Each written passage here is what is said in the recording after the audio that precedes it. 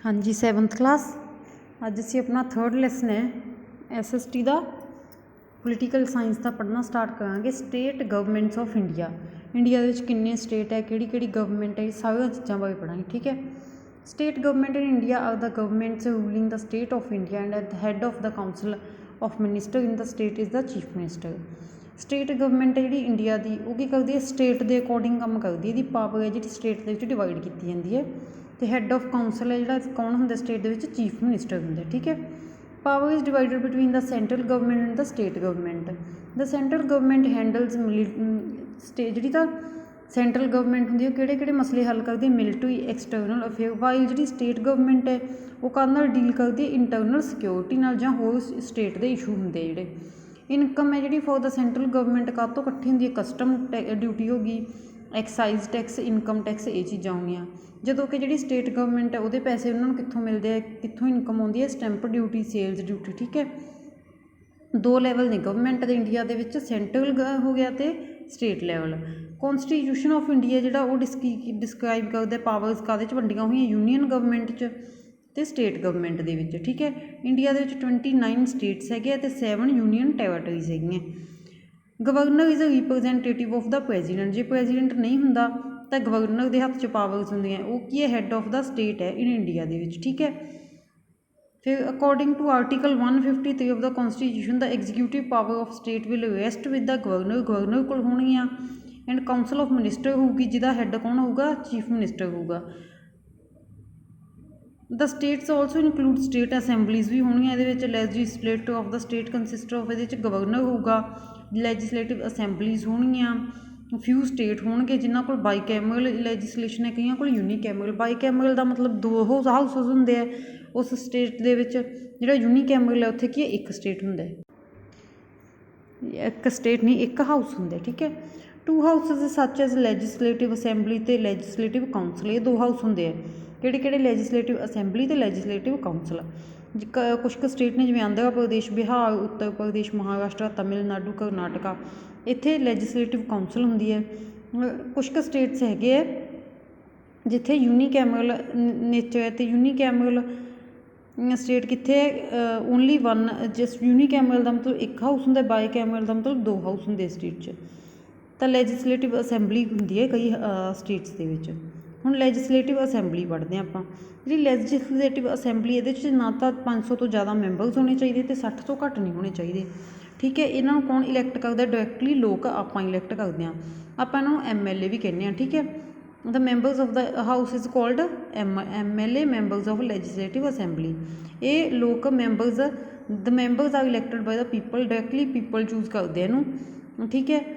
Every state is divided into different areas called constituencies. हर एक स्टेट कुछ पार्ट्स के वंडिया होंगे जिन्होंने आप कॉन्स्टिट्यूएंसीज कहने हैं। तो इन उत्तर प्रदेश के 402 कॉन्स्टिट्यूएंसीज हैगियां ने। ठीक है। हम लैजिस्लेटिव काउंसल देखते हैं, ये अपर हाउस होंगे ऑफ द स्टेट का। The Vidhan Parishad is a permanent house होंगे, तो इनू डिसोल्व मतलब हटाए नहीं जा सकते मैंबर ये। There is a tenure of 6 year, इसका टाइम 6 ईयर तक होंगे। तो 1/3 मैंबर्स होंगे जो रिटायर हो जाते आफ्टर 2 ईयर्स बाद, 6 साल का आपका टाइम पूरा करने तो बाद। ठीक है। मिनीमम ये कितने मैंबर्स हो सकते हैं, 40, and more than of 1/3 of the member of Vidhan Sabha. ठीक है। They elected by the members of Vidhan Sabha and the members of local bodies. Powers of legislative assemblies देखते हैं, यदा कंट्रोल चीफ मिनिस्टर से होंगे, काउंसिल ऑफ मिनिस्टर के उत्ते होंगे इसका कंट्रोल। ठीक है। ये क्वेश्चन पूछ सकते डिफरेंट पॉलिसीज के रिगार्डिंग चीफ मिनिस्टर तो लैजिस्लेटिव ये एडमिनिस्ट्रेशन 3 पार्ट के डिवाइड होंगे, union list, state list and concurrent list. ठीक है। फाइनैंशियल ये बिल पास करता है, स्टेट के मनी बिल पास करता है, जोड़े कि स्टेट के फाइनैंस मिनिस्टर है जोड़ा वो बनाता है। ठीक है। ये कादी पावर भी है, सैलरीज फिक्स करने की, जोड़े मैंबर्स ने उन्होंने कितनी सैलरी देनी है। Procedure bill to law, bills can भी इंट्रोड्यूसड, जोड़े बिल्स ने एक कहते लैजिस्लेटिव असैंबली के भी आप प्रजेंट कर सकते हैं, लैजिस्लेटिव काउंसिल के, पर जोड़े मनी बिल्स ने वो कल्ले लैजिस्लेटिव असैंबली के प्रजेंट किए जा सकते। हुण देखो गवर्नर, गवर्नर कौन है, हैड फिगर होंगे स्टेट का, हैड होंगे। He is appointed by the president, advise इनू अपॉइंट कौन करता है, प्रेजिडेंट। ਇੱਕ ਚੀਫ ਮਿਨਿਸਟਰ ਹੁੰਦਾ ਅਤੇ ਬਾਕੀ ਕਾਊਂਸਲ ਆਫ ਮਿਨਿਸਟਰਸ ਹੁੰਦੇ ਆ, ਠੀਕ ਹੈ। ਕੁਆਲੀਫਿਕੇਸ਼ਨ ਕੀ ਹੈ ਗਵਰਨਰ ਦੀ, ਉਹ ਕਹਿੰਦੇ ਪਹਿਲਾਂ ਤਾਂ ਸਿਟੀਜ਼ਨ ਹੋਣਾ ਚਾਹੀਦਾ ਇੰਡੀਆ ਦਾ, ਫਿਰ ਉਹਦੀ ਏਜ 35 ਹੀ ਹੋਣੀ ਚਾਹੀਦੀ ਜਾਂ ਉਸ ਤੋਂ ਜ਼ਿਆਦਾ ਹੋਣੀ ਚਾਹੀਦੀ ਹੈ। ਉਹਦੇ ਕੋਲ ਕੋਈ ਹੋਰ ਕਿਸੇ ਢੰਗ ਦੀ ਕੋਈ ਜੋਬ ਨਹੀਂ ਹੋਣੀ ਚਾਹੀਦੀ ਗਵਰਨਮੈਂਟ ਆਫਿਸ ਹੈਂਡਲ ਕਰਨ ਦੀ। ਉਹ ਮੈਂਬਰ ਹੋਇਆ ਹੋਇਆ ਲੈਜਿਸਲੇਟਿਵ ਅਸੈਂਬਲੀ ਦਾ ਜਾਂ ਲੈਜਿਸਲੇਟਿਵ ਕੌਂਸਲ ਦਾ। Governor is appointed for the one state, ਇੱਕ ਗਵਰਨਰ ਇੱਕ ਸਟੇਟ ਲਈ ਹੀ ਆਪਾਂ ਉਹਨੂੰ ਚੂਜ਼ ਕਰ ਸਕਦੇ ਹਾਂ, ਵਿਚ ਹੀ can head more than one state at the time, ਇੱਕ ਤੋਂ ਜ਼ਿਆਦਾ ਸਟੇਟਸ ਦੇ ਉਹ ਹੈਡ ਵੀ ਹੋ ਸਕਦਾ, ਠੀਕ ਹੈ। ਉਹ 5 ਸਾਲਾਂ ਲਈ ਚੁਣਿਆ ਜਾਂਦਾ ਹੈ ਅਤੇ ਆਪਦੀ ਜਿਹੜੀ ਰੈਜੀਗਨੇਸ਼ਨ ਹੈ ਉਹ ਰਿਜ਼ਾਈਨ ਦੇ ਸਕਦਾ ਹੈ ਆਪਦੀ ਮਰਜ਼ੀ ਦੇ ਨਾਲ ਵੀ, ਜਾਂ ਉਹਨੂੰ ਜੇ ਪ੍ਰੈਜ਼ੀਡੈਂਟ ਕਵੇ ਤਾਂ ਵੀ, ਠੀਕ ਹੈ।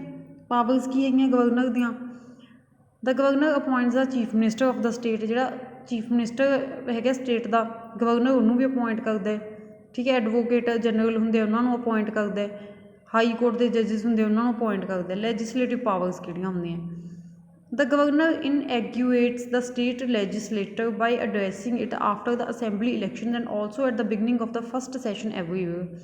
ਤਾਂ ਜਿਹੜਾ ਗਵਰਨਰ ਹੁੰਦਾ ਉਹਦੇ ਕੋਲ ਕੀ ਪਾਵਰਸ ਹੁੰਦੀਆਂ, ਜਿਹੜੇ ਬਿੱਲਸ ਹੁੰਦੇ ਆ ਉਹਨਾਂ ਨੂੰ ਪਾਸ ਕਰਨ ਦਾ। ਜੇ ਕੋਈ ਇਨਕਾਰ ਕਰਦੇ ਤਾਂ ਜਿਹੜੇ ਬਿੱਲ ਨੇ ਉਹ ਪਾਸ ਨਹੀਂ ਹੋ ਸਕਦੇ। ਫਾਈਨੈਂਸ਼ੀਅਲ ਪਾਵਰ ਸਟੇਟ ਦੇ ਵਿੱਚ ਕੀ ਕਰਦਾ ਇਹ, ਮਨੀ ਬਿੱਲਸ ਨੇ ਜਿਹੜੇ ਉਹ ਇੰਟਰੋਡਿਊਸ ਕਰਦਾ, ਠੀਕ ਹੈ।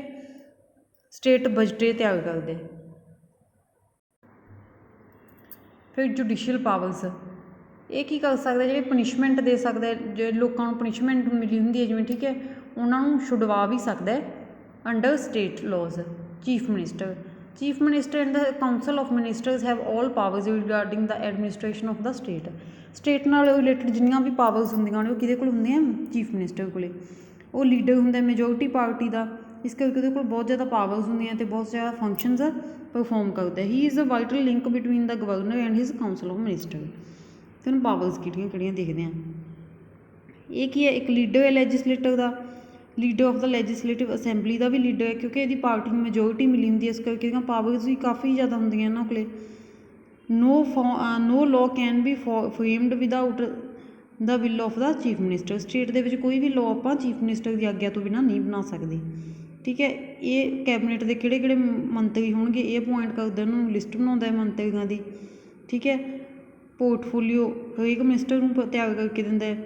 ਐਡਮਿਨਿਸਟ੍ਰੇਸ਼ਨ ਹੈ ਜਿਹੜਾ ਵੀ ਸਟੇਟ ਦਾ ਉਹਨੂੰ ਸੁਪਰਵਾਈਜ਼ ਕਰਦਾ, ਉਹ 'ਤੇ ਧਿਆਨ ਰੱਖਦਾ, ਪੋਲਿਸੀਜ਼ ਬਣਾਉਂਦਾ, ਕੋਆਰਡੀਨੇਟ ਕਰਦਾ ਜਿਹੜਾ ਵੀ ਵਰਕ ਹੁੰਦਾ ਮਿਨਿਸਟਰੀ ਦਾ, ਠੀਕ ਹੈ।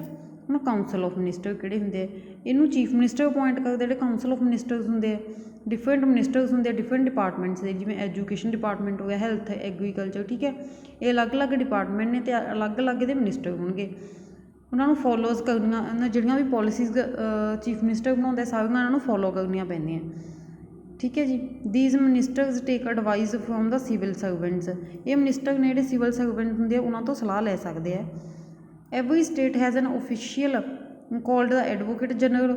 ਹਰੇਕ ਸਟੇਟ ਕੋਲ ਇੱਕ ਐਡਵੋਕੇਟ ਜਨਰਲ ਹੁੰਦਾ ਜਿਹੜਾ ਕਿ ਐਡਵਾਈਸ ਦਿੰਦਾ ਐਗਜ਼ੀਕਿਊਟਿਵ ਨੂੰ ਕਿਸੇ ਵੀ ਲੀਗਲ ਮੈਟਰ ਦੇ ਉੱਤੇ।